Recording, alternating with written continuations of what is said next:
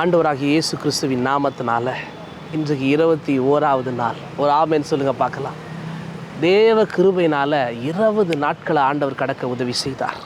முக்கியமாக 21வது நாள் இன்றைக்கி என்ன ஸ்பெஷல்னா, இன்றைக்கி நைட் ப்ரேயர். ஒரு ஆமென் சொல்லுங்கள். சரியாக 10 மணிக்கு. ஏன்னா இந்த 180 நாள் ஜெபத்தை இரவும் பகலுமாய் ஜெபிக்கிறோம். இரவில் 10 மணிக்கும், பகலில் அதாவது மதியத்தை மையப்படுத்தி 3 மணிக்கும் ஜெபிக்கிறோம். அதனால் இன்றைக்கி இரவு ஜெபம் மறந்துடாதீங்க, கலந்து கொள்ளுங்கள். நிச்சயம் ஆண்டவர் உங்களோடு பேசுவார். இன்றைக்கி ஒரு வசனத்தோடு நான் ஜெபிக்க விரும்புகிறேன். ஆதியாகமம் 9:7. அதாவது நீங்கள் பலுகி பெருகி. இந்த வார்த்தையை ஆண்டவர் ஆதாம் ஏவாள் இடத்துல சொன்னார். அதுக்கப்புறம் யார்கிட்டையும் சொல்லவே கிடையாது, இவங்ககிட்ட தான் சொல்கிறார். இன்னொரு விஷயம் சொல்லட்டுமா? அதை இப்போ உங்ககிட்ட சொல்கிறேன். ஆமென். அப்போது அது குழந்தைகளை மட்டும் மையப்படுத்தினதல்ல, ஆசீர்வாதங்களை மட்டும் மையப்படுத்தினதல்ல. ஆண்டவர் இன்றைக்கி ரொம்ப தெளிவாக உங்களோடு பேசுகிறாரு. உங்கள் நிலைமையை மாற்றி, உங்கள் சூழலை மாற்றி, அவர் உங்களுக்காக நிறைய அற்புதங்களை தந்து உங்களை பெருக செய்கிற தேவன். அதுக்காக ஒரு 10 ஜெப குறிப்புகளை நம்ம மையப்படுத்தி நம்ம ஜெபிக்க போகிறோம். அந்த 10 ஜெப குறிப்புகளும் ரொம்ப முக்கியமானது. அப்போ இந்த நாளில் அதை எல்லாத்தையும் நீங்கள் நோட் பண்ணிக்கிங்க. நோட் பண்ணி அதுக்காக நீங்கள் ஜெபிக்கும்போது ஆண்டவர் அந்த ஜெபத்துக்கான பலனை உங்கள் வாழ்க்கையில் ரொம்ப பலமாக செய்வார். இதில் முக்கியமாக 9:7 பலுகி பெருகி. அவருக்கு எப்படிப்பட்ட தேவன்னா, பெருக்கத்தோடு கொண்டு வரல, ஒரு குடும்பத்தை கொண்டு வந்து அதை பெருக்கமாய் மாற்றுகிறவர்.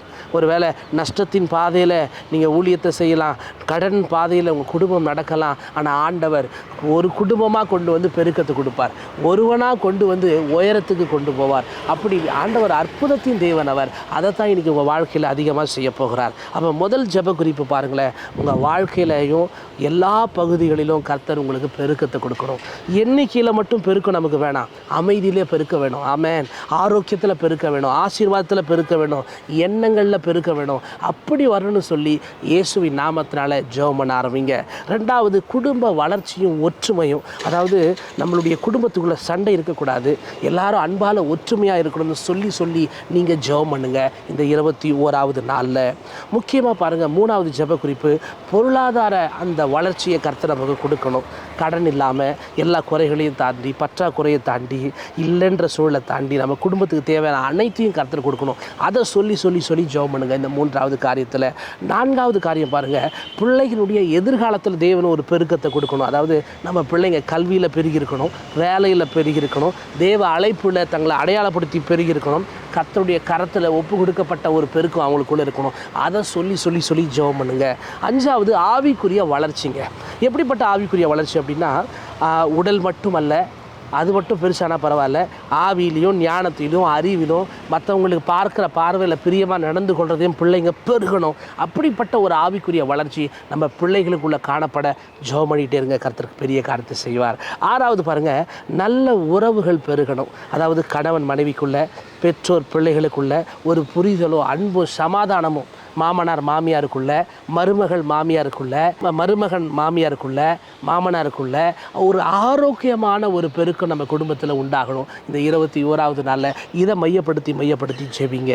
7வது பாருங்கள், ஆசீர்வாதத்தை வைத்து கொள்ளுகிற குடும்பமாக இல்லாமல் அநேகருக்கு கொடுக்கிற ஒரு குடும்பமாக, பகிரப்படுகிற ஒரு குடும்பமாக, மற்றவர்களுக்கும் ஆசீர்வாதத்தை கொடுக்கணும்.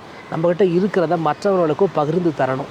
அப்படிப்பட்டவர்களாக இந்த வருஷத்தில் வாழணும். இந்த 180 நாளில் கர்த்தர் அந்த அளவுக்கு நம்மளை தகுதிப்படுத்தணும். அது அப்படிப்பட்ட காரியம் நம்ம வாழ்க்கையில் நடக்கணும். என்கிட்டே ஒன்றும் இல்லை, நான் என்ன பாஸ்டர் கொடுக்க முடியும்? அந்த கேள்வி உடைக்கப்பட்டு என்கிட்ட எல்லாத்தையும் கொடுத்துருக்கிறாரு. அந்த கொஞ்சமாக இருந்தாலும் அதை நான் கடவுளுக்கு அநேகருக்கு கொடுப்பேன்னு சொல்லி தங்களை தேவனுக்கு சாட்சியாய் கொடுக்குறவளாய் மாறணும். அதுக்காக நீங்கள் ஜெபம் பண்ணுங்க. 8வது, சாட்சியாய் நிற்கிற ஒரு வீடு. நம்ம வீடு இந்த உலகத்தில் உள்ள எல்லாரை விட அன்பில் கட்டப்பட்டிருக்கணும், அன்பில் நிறைந்திருக்கணும். ஒரு நாளும் சோர்வுக்கோ, பிரச்சனைக்கோ, நெருக்கடிக்கோ, போராட்டத்துக்கோ, அவமானத்துக்கோ, இக்கட்டுக்கோ நம்ம குடும்பத்தை கொடுக்காம அன்பில் நம்ம குடும்பத்தை அடையாளப்படுத்தி உயர்வுக்கு நேராக கொண்டு போகிற குடும்பமாக இருக்கணும். அதுக்காக ஜெபிங்க. 9வது காரியம் பாருங்கள், புதிய ஆரம்பத்தை ஆண்டவர் கொடுக்குறார். அதாவது தோல்வியிலிருந்து, இழப்பிலிருந்து, சமாதான குலைச்சலிருந்து புதிய ஆசீர்வாதம். சமாதானம் குலைஞ்சு போய் உட்கார்ந்த இடத்துல இருந்தால் தூக்கி விட போகிறார். புதிய சில முக்கியமான ஆரம்பங்களை பார்க்க போகிறீங்க. அதனால் இன்றைக்கி எப்படி ஜெபம் பண்ணணும், ஆண்டவரே என் குடும்பத்தில் என் பிள்ளைகளுக்கு எல்லாருக்கும் ஒரு புதிய ஆரம்பத்தை கொடுங்க, ஒரு புதிய உயர்வை கொடுங்க, ஒரு புதிய பெருக்கத்தை கொடுங்க அப்படின்னு நம்ம சொல்லி சொல்லி சொல்லி ஜெபிக்கும் போது அவைகள் எல்லாம் நன்மைக்கு ஏதுவாக தேவன் நடத்தி முடிக்கிறார். அடுத்தது 2வது காரியம் பாருங்கள், தேவன் சொன்னதை நம்பி விசுவாசிக்கிற ஒரு காரியம். அதாவது பலுகணும் பெருகணும். எல்லா விஷயத்துலையும் எண்ணிக்கையில் மட்டும் இல்லை, பணத்தில் மட்டுமல்ல, நகையில் மட்டுமல்ல, ஞானம் உயர்வு சகலவிதமான ஆசீர்வாதத்துலேயும் சமமாக பெருகுகிற ஒரு ஆசீர்வாதத்தை தேவன் நமக்கு கொடுக்கணும்.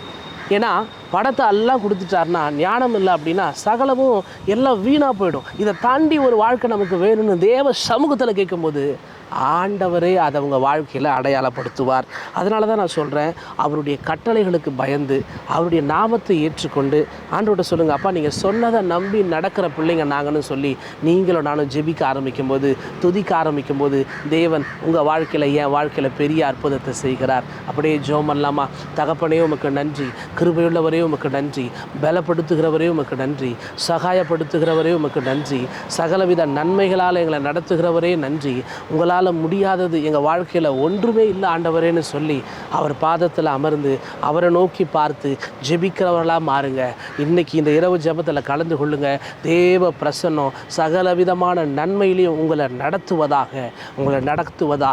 தேவனே இவர்களை ஆசீர்வதிங்கப்பா, பலப்படுத்துங்க. இரட்சகரும் மீட்பருமாய் இருக்கிற இயேசுவின் மூலம் ஜெபிக்கிறோம் எங்கள் ஜீவனுள்ள நல்ல பிதாவே. ஆமென் ஆமென். எதை குறித்தும் கவலைப்படாதீங்க. ஆண்டவர் இவ்வளவு நாட்கள் நம்மளை கொண்டு வந்துட்டார்.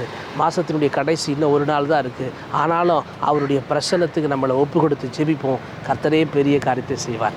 காட் பிளஸ் யூங்க. ஆண்டவர் உங்கள் கூட இருப்பாராக. ஆமென்.